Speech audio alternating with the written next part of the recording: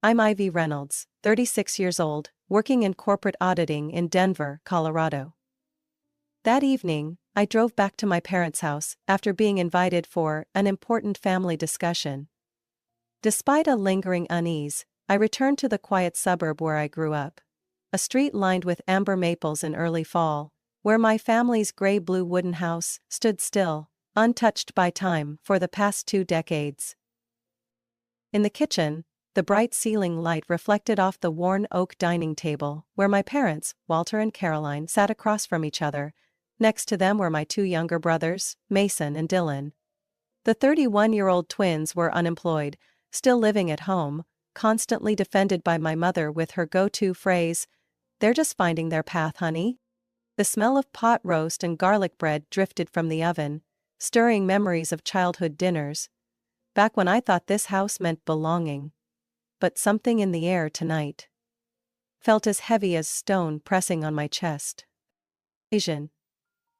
I had barely pulled out my chair when my mother spoke, her fingers gripping her napkin like a lifeline. "You came at the right time, Ivy. We need to talk about a family decision." My father, the stern man who once taught high school math, now retired, continued with a flat tone, like reading out test scores. "We've finalized our will, and we want you to hear it directly from us, so there's no confusion later." Mason leaned back, arms crossed, wearing a smug half-smile. Dylan shrugged, his face neutral, like he already knew what was coming. I hadn't said a word when my mother delivered the next line, like a bullet to the chest. "All the assets will go to Mason and Dylan. The house, the cabin in Estes Park, and the retirement accounts. You won't receive anything." For a moment, I thought I misheard. The room fell silent, suffocating. I looked at my mother, hoping she'd laugh it off. "Just kidding." But instead, she gave a firm nod. "Because you have a stable job and solid income, and the boys, they're still struggling. We think it's the fairest decision." I turned to my father, hoping for eye contact, even a flicker of discomfort, but he stared into his glass of water, never once lifting his gaze. It hit like a reopened wound, sharp and raw. "I've paid your mortgage for 5 years, I said, my voice trembling from hurt, not anger. "I covered over $18,000 in medical bills last year for Dad. And more than $25,000 for Mason every time he changed careers." My mother set her glass down slowly, her eyes cold. "Tendency, Ivy. You always make everything about money. You don't understand that family love can't be measured in receipts." "It's not about money," I replied, my hands clenched under the table.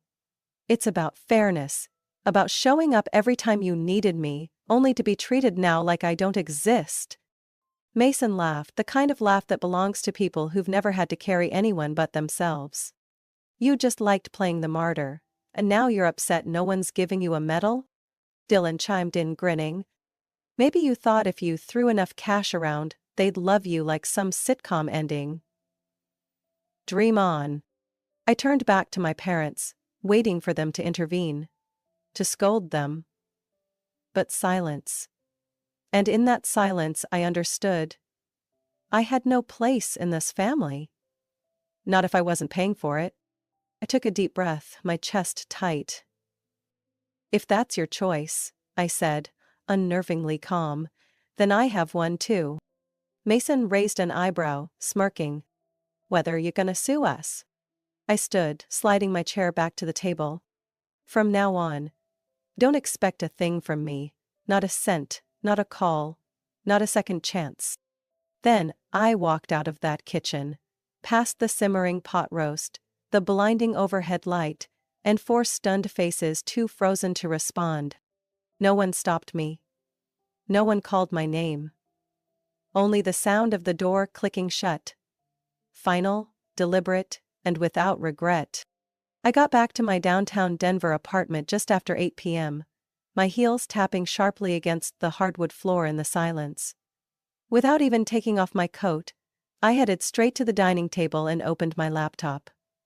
The bank dashboard lit up under the soft amber light. I stared at the list of active recurring payments, each line cold and mechanical, like the heartbeat of a stranger. $1,850 per month for my parents. The remaining mortgage on the house in Boulder. $1,200 split between Mason and Dylan, a temporary living expense that became a permanent allowance. $275 for my father's health insurance. $190 for an internet service I never used but was in my name. I sat still, my hands trembling. Not from fear, but from fury at myself. Fury for letting it go on this long. It took less than 15 minutes to cancel them all. Each click felt like a clean, surgical cut. Recurring payment successfully canceled. 4 times in a row. I stared at the final confirmation as if it were a court sentence. Not for them, but for me. Not even 10 minutes later my phone buzzed. The caller ID read, "Mom." I wasn't surprised. I didn't answer. She called again. Once. Twice. On the 4th call, I picked up. "Ivy?" Her voice was sharp, breathless. "What the hell did you just do? Your father said the account didn't receive the payment this week, and the internet is down." I leaned back in my chair, my voice calm. "I just stopped doing what I should have stopped a long time ago." "Do you realize how this affects us?" she snapped, voice shaking. "This household depends on your support. We're family, Ivy. Families help each other." I squinted out the window at Denver's city lights fading behind the evening fog. "Family?" I said. "You talk like I've never done anything for this family. Like I haven't paid the mortgage, medical bills, utilities for 7 years. And now, just because I've done better than Mason and Dylan, I get erased from the will. You're making this more complicated than it is," she barked. "The inheritance was a hard decision. But you're not in need. Your brothers are struggling. They need a foundation." I let out a dry laugh. There was nothing funny about it.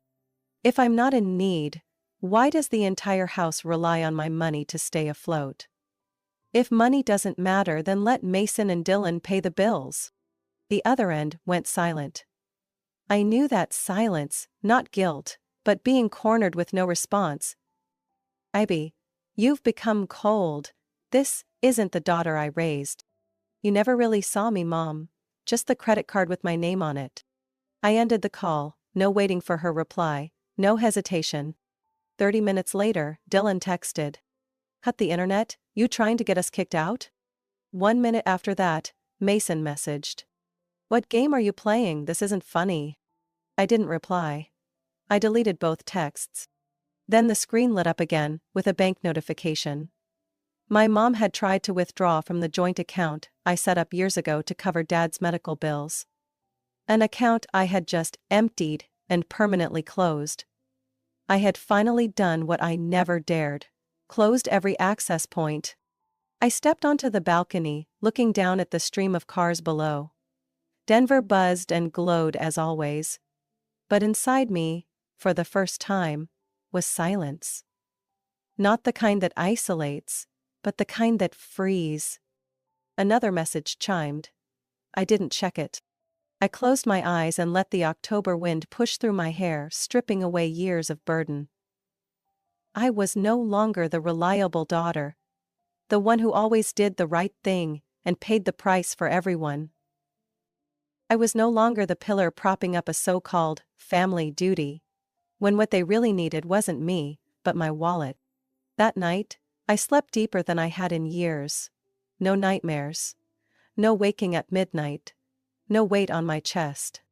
The next morning my phone wouldn't stop buzzing. I turned off the ringer and moved every family contact into a folder labeled permanent silence. Tuesday afternoon, I had just left a meeting with the senior audit board when my phone started buzzing non-stop inside my handbag. 7 missed calls from Dad, 5 texts from Mom, 3 from Dylan, and a 58-second voice message from Mason. I hadn't even reached my apartment when the family group chat on Facebook, usually just a space to ping me for my bank info, suddenly came alive in a way it hadn't in years. "Mason, what the hell is wrong with you? Mom and Dad are drowning in debt." "Dylan, You're a traitor. You live comfortably while we're barely surviving. Is that what you wanted? Mason, you're not part of this family anymore. Don't expect your name mentioned when we bury our parents. I leaned my head against the elevator wall, closing my eyes for a few seconds to contain the rage bubbling to my throat. It wasn't what they said that burned. It was knowing I'd already seen it coming. The next day, my mom emailed me. Ivy, the family is meeting this Saturday at 6 p.m. You have to be there. No explanation, no invitation, just a command. I almost didn't go. But then I thought, maybe they're remorseful. Maybe this isn't just another guilt trip. Maybe. I was wrong. So I went. When I walked into the living room, they were all already there. My father stood by the fireplace, hands in his pockets, his face carved from stone. My mother sat on the sofa, eyes swollen, gripping a tissue. Mason and Dylan stood with arms crossed, contempt in their eyes unfiltered. "You're here." "Sit down," my mother said hoarsely. "I can't take this anymore." I stayed on my feet. My father spoke, each word heavy as granite on tile. "You have no idea what you've done to your mother. Her stress is through the roof. Her blood pressure is high. She hasn't slept since you stopped helping us." I stared directly into his eyes. "Oh? Did she sleep just fine when I was working double shifts to pay off your medical debts?" "Ivy," my mom cried out. "How can you say that? I'm your mother. Don't I deserve your help?" I gave a soft, bitter laugh. "You call draining my finances for 10 straight years helping?" Mason jumped in, voice laced with venom. "You've got no heart. You made some money and now you think we're trash." Dylan sneered beside him. "Or do you think being an auditor makes you better than us?" I didn't flinch. "It's not what I do, it's what I won't do anymore. If this family only sees me as an ATM, then I don't want the label family at all." My mother burst into tears. "You're tearing this family apart over money." I tightened my grip on my bag strap. "No, Mom. The years of your silence tore it apart. Long before I did anything." No one said another word. The room fell into a suffocating hush. I turned and walked out, each step on the wood floor drawing a line I would never cross again. I left with a truth they were too afraid to say out loud. They never loved me for who I was. Only for what I could provide. And that night, for the first time in years, I blocked every family contact from my phone. Calls, texts, social media, everything. They can say whatever they want, call me a traitor, but I know this. Betrayal didn't come from me. It came from them. The moment they decided I was a wallet before I was a daughter. 3 days after the family meeting, I got home late from a presentation to the investment board. Light rain was falling, the air damp and cold. Perfect weather to shower and collapse into bed. But when I reached the door of my 9th-floor apartment, I stopped dead. The entire electronic lock and door handle had been sealed shut with thick gray industrial adhesive. A smooth, even layer. Still not fully dried. The chemical smell was fresh and overwhelming. I stood there, heart pounding. But my mind sharp. This wasn't an accident. It was deliberate. I pulled out my phone and opened the hallway camera app I had installed last year after a break-in in the building. Rewinding footage from earlier that day, I paused at 3:47 p.m. A man appeared. Baseball cap, surgical mask, red spray can in hand. When he bent down to check the door frame, the angle revealed enough. The sleeve of a gray hoodie I recognized instantly. Dylan wore it all last winter. But what sealed it was his left wrist. A small arrow tattoo just below the bone. That tattoo belonged to Mason. I narrowed my eyes, rewound again, and watched him press his fingers along the door's edge to inspect his handiwork. Then he walked away, unaware he had just been caught. I called building security and immediately reported it to the local police. Within 45 minutes, 2 officers arrived along with maintenance staff. They removed the adhesive with industrial tools. I handed over the video footage without hesitation. Officer Ray, a stern, composed man in his 50s, watched the clip, then turned to me. "Do you want to press charges for property vandalism?" I didn't hesitate. "Yes. I want Mason Reynolds to be held fully accountable. Without consequences, this won't stop." That evening, I received 3 missed calls from Dad. 1 text from Mom. "How could you call the police on your own brother? You're turning this family into enemies." No apologies, no one asked if I was safe, just blame, as always. I didn't respond. The next day, Mason called. I answered. He was already shouting. "You've completely lost it. You blew this out of proportion over a prank? You want to send me to jail?" I answered coldly. "If your prank left me locked out of my home, requiring police and a locksmith, then it's no prank. It's criminal." Mason scoffed. "How much? Just tell me, so I never have to see your face again." I glanced at the invoice from building management. $3,000. "You have 24 hours or I file a civil suit." That afternoon I received a bank notification. A deposit of $3,000 from MR Holdings. The transfer note read just 4 words. "Don't ever contact me." I set my phone down. No reply. There was nothing left to say. As dusk settled, I made a cup of ginger tea and sat alone by the window. Below, rows of golden streetlights stretched like rivers into the dark. I exhaled slowly. My family had taken another step, this time beyond conflict and into sabotage. I used to think that if I stepped away, they would fade out quietly. But no. They escalated. They turned the loss of their financial access into justification for personal destruction. And I understood something terrifying. This was never about love. It was about control. About ownership. And the moment I took that away, they saw me not as a daughter, but as a threat. I was checking work emails on Monday morning when a Facebook notification popped up on my phone screen. Caroline Reynolds just posted in the group, "Reynolds, Family and Friends." I'd never cared about that group, a place where distant relatives posted barbecue photos, wedding announcements, and shallow "family is everything" quotes. But the title of the post made me freeze. "When a daughter abandons her family for money."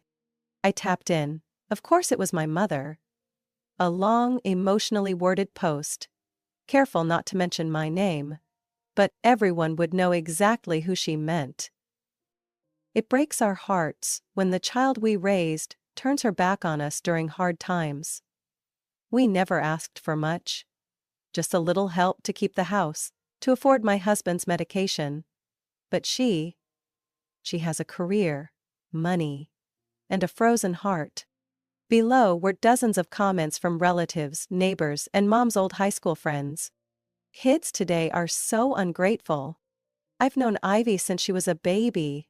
Can't believe she turned out so cruel. What's the point of success if you've lost your morals?" Then came a message from Aunt Sarah, Mom's cousin. "Ivy, is this true? How could you leave your parents like this?" A former high school classmate I hadn't spoken to in 15 years messaged me. "Not trying to judge, but if what's going around about your family is true, I'm really disappointed." I went stiff. They didn't know I'd been paying the mortgage for 5 years. No one mentioned that I'd spent over $60,000 in the last decade covering bills, medication, tuition, and credit card debt for both Mason and Dylan. No one brought up how Mason vandalized my door and was forced to pay $3,000 under police orders. I opened my laptop. I had no reason to stay silent anymore. I went to my profile and hit Create Post. If my mother wants to tell a story, then here's mine. Over the past 10 years, I paid $1,850 per month toward the majority of my parents' mortgage. $1,200 per month for Mason and Dylan for emergency help, a stretch that lasted 6 uninterrupted years. $17,300 for my father's hospital bills. $4,200 in tuition for Dylan, who dropped out of college 3 times. $8,000 for Mason to buy a car, to find work which he used instead for vacation trips with his girlfriend. I also covered health insurance, electric bills, internet, and multiple home repairs, all in my name, never thanked. When I stopped providing financial support, I didn't get calls of concern or apology.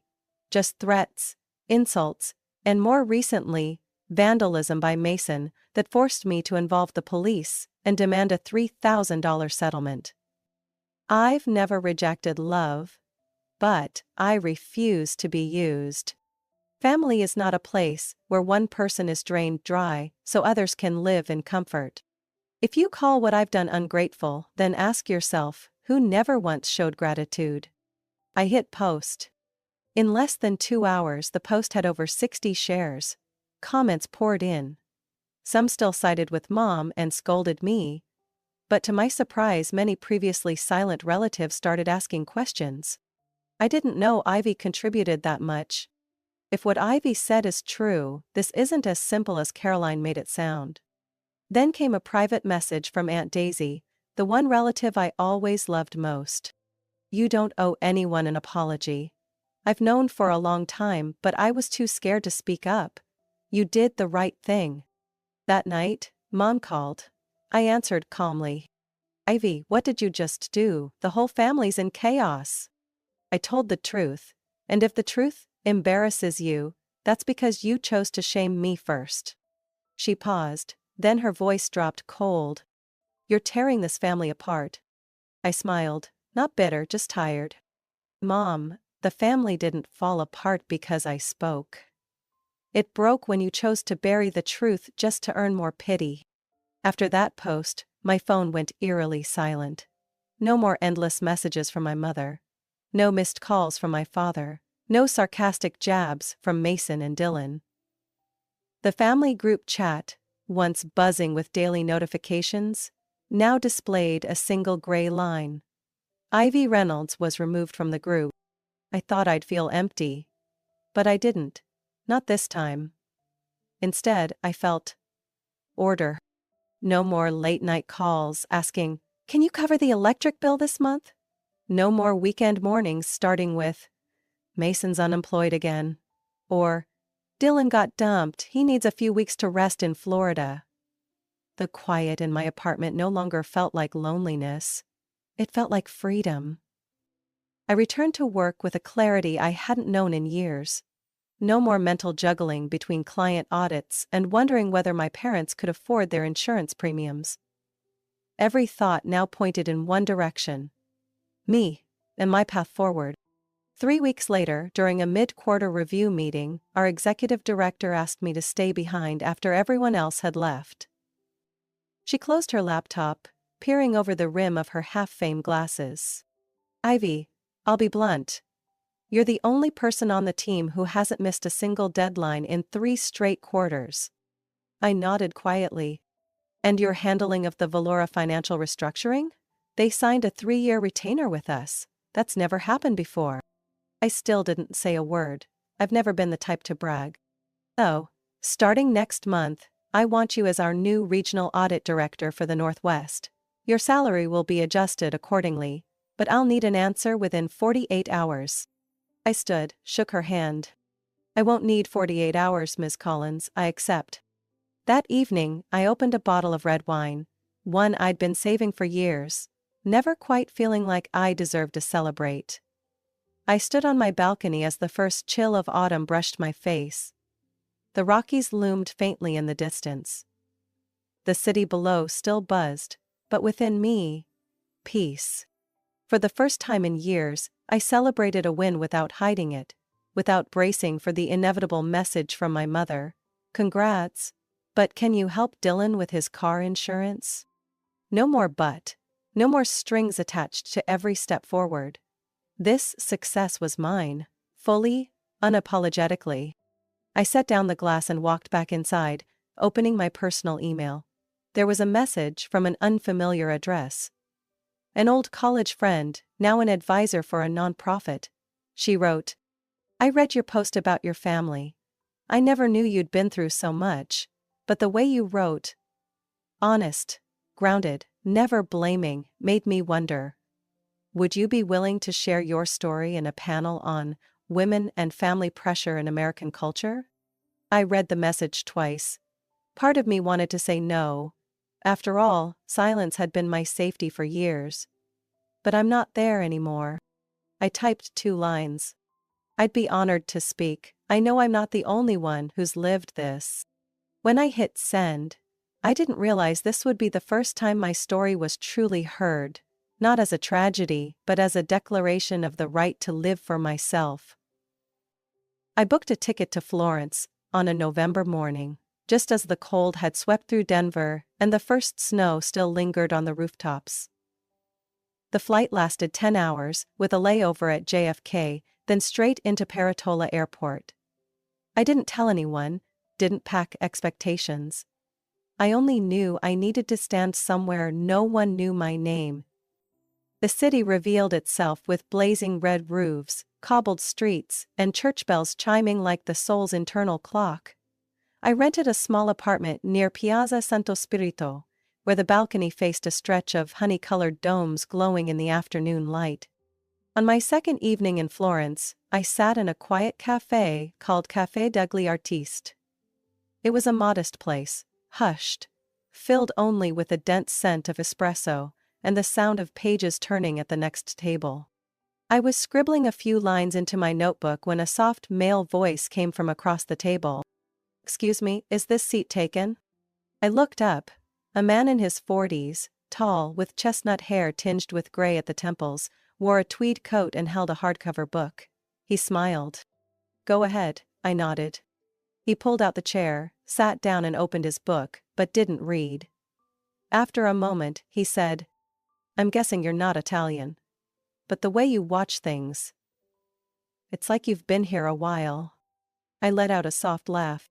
Maybe I just noticed too much because I've never been allowed to slow down. He tilted his head, not judging, just listening. "I'm Julian, from Boston. I'm an interior architect, but lately I've been spending time wandering Europe to pause life." I didn't ask why. He didn't ask what I did. We only talked about Florence. About rooftops that curve like waves. The sound of a violin from a second-floor window. The glow of amber light behind wrought iron frames. We saw each other again the next day, pure coincidence, at a second-hand bookstore by the Arno. Then again, at the flea market near San Lorenzo. By the third time, I offered, "If you don't mind, I know a place that makes the best walnut toast in Florence." He smiled. "I'll follow, you lead." That's how we began spending time together. No schedules, no expectations. Just warm coffee in the mornings by the window, late afternoon walks through golden alleys, and shared bottles of Chianti on an old rooftop terrace. Julia never asked about my family. He never pretended to understand or offered shallow advice. He just listened when I talked, and when I didn't, he stayed silent.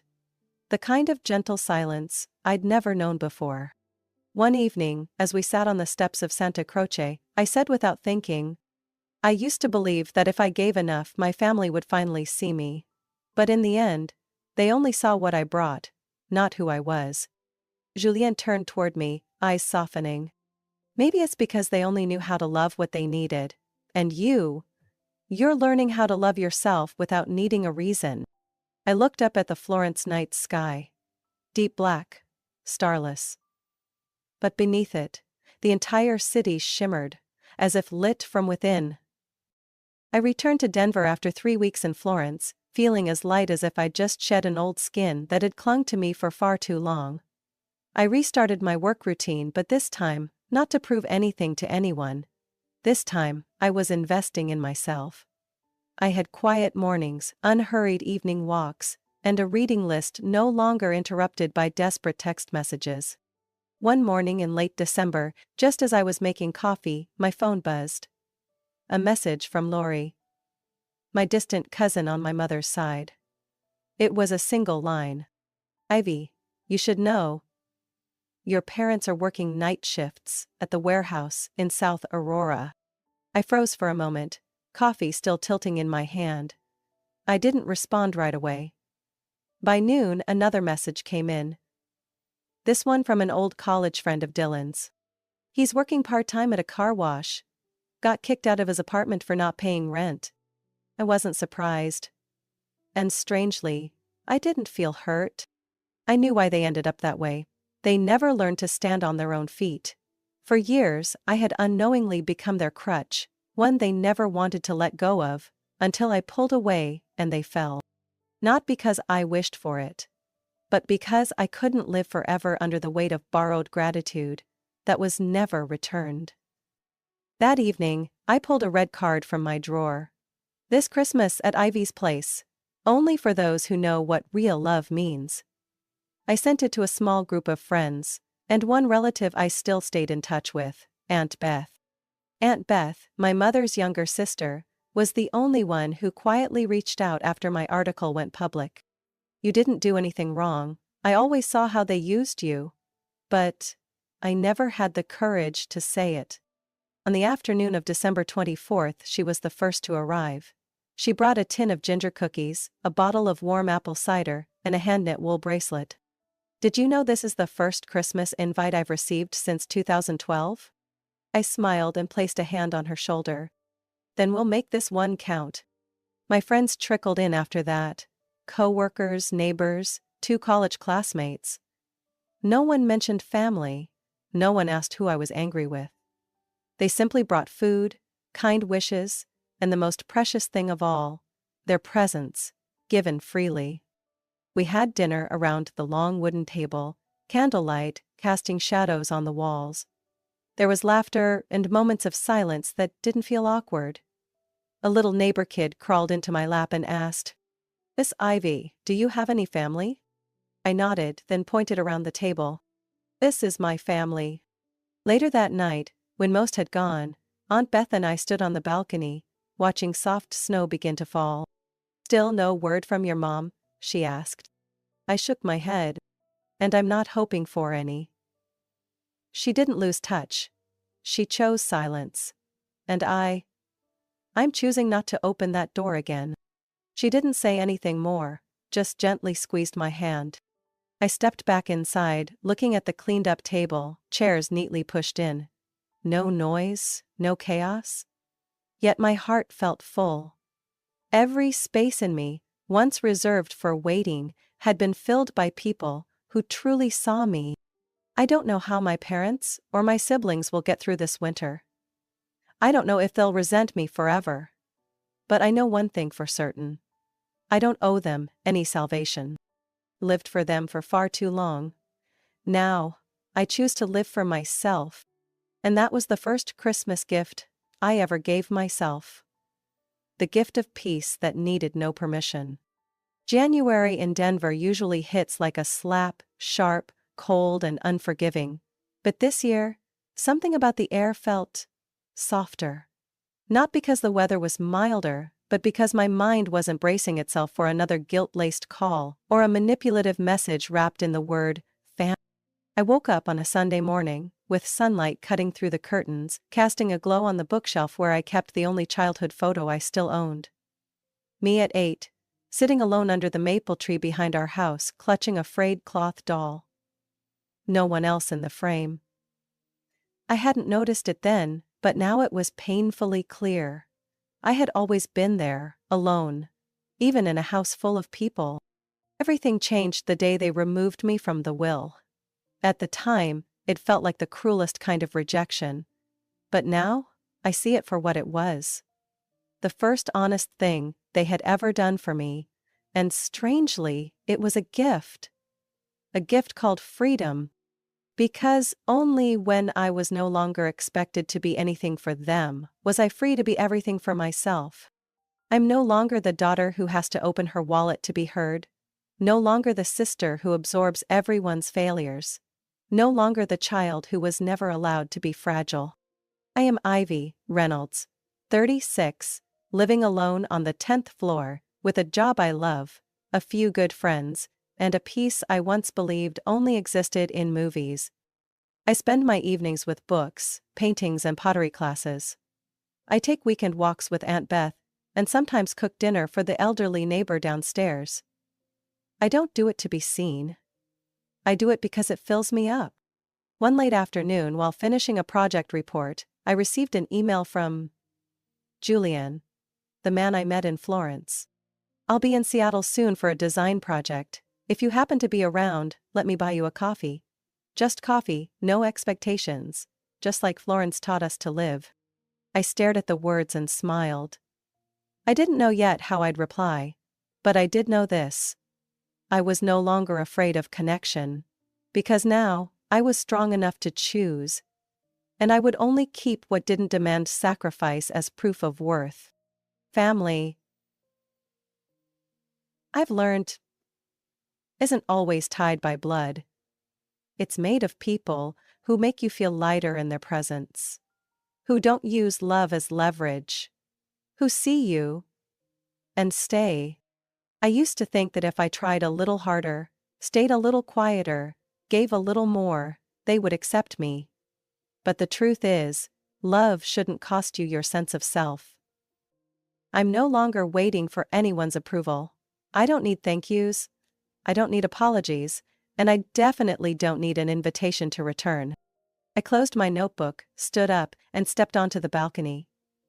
Below, snow had begun to drift softly onto bare tree limbs. Everything looked harsh, but beautiful, in its own way. Like me, still here after everything. Not broken, not shattered, just steadier, wiser, and freer than ever before. Ivy's story is a clear reminder that family ties should never be used to exploit some exploitation. In real life, some people show up only when your material value benefits them, and call it love. Setting boundaries isn't betrayal, it's the brave act of self-protection. Sometimes, the greatest gift isn't being accepted, it's being cut off, so you can finally live freely, true to your own worth, and no longer carry anyone else's weight. What do you think about Ivy's decision? Was she too harsh? Or just claiming what she truly deserved? Share your thoughts below, and don't forget to follow the channel for more powerful stories about family and life.